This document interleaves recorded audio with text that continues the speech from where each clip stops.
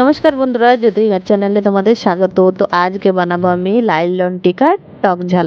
তো প্রথম থেকে শেষ অবধি দেখতে থাকো, না ভালো লাগলে অবশ্যই একটা লাইক, শেয়ার এবং কমেন্ট করে জানাবেন যে কেমন হয়েছে। তো এই মাছটা আমার খুবই প্রিয়, খুবই প্রিয়। তো এই মাছটা আমার খুবই ভালো লাগে খেতে, যেমন করেই রান্না করো না কেন। তো মাছগুলো দেখুন আগে থেকে আমি ধুয়ে রেডি করে রেখেছিলাম তেল আর নুন আর হলুদ মাখিয়ে। তো এবার মাছগুলো ভাজার পালা। তো আমি মাছগুলোকে সব এক এক করে ভেজে নিচ্ছি। একটাই পিস নিয়েছিল বড় মতো। তো ওই মাছটায় যতগুলো পিস বেরিয়েছে সেইটাই আমি রান্না করছি।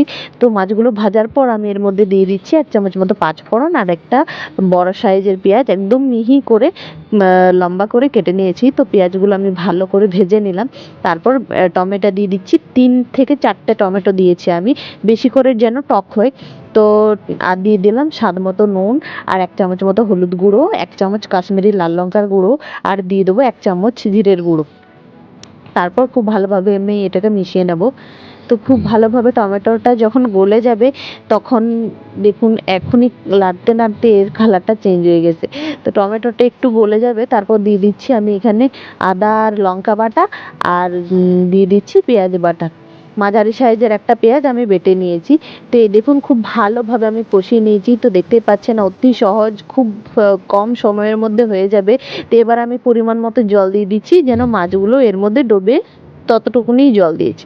তো মাছগুলো দেখুন ডুবিয়ে দিচ্ছি এর মধ্যে। তো মাছগুলো ফুটে উঠলে এটা রেডি হয়ে যাবে। তো দেখুন কিছুক্ষণ পর আমি মাছগুলো রেডি হয়ে ফুটে উঠেছে, তো হয়ে গেছে রেডি। আর আমি লাস্টে ধনেপাতা ছিটিয়ে দিলাম। তো এবার দেখুন প্লেটের মধ্যে নিয়ে দেখাচ্ছি। তো কত কম সময়ের কত অল্প উপকরণ দিয়ে এত সুস্বাদু গরম ভাতের সঙ্গে আপনারা একবার ট্রাই করে অবশ্যই দেখবেন, খুবই ভালো লাগবে। তো আজকের মতো ভিডিওটা এখানেই বন্ধ করছি। সবাই ভালো থেকো, সুস্থ থেকো এবং আমার নতুন নতুন ভিডিও দেখতে থেকো। টাটা।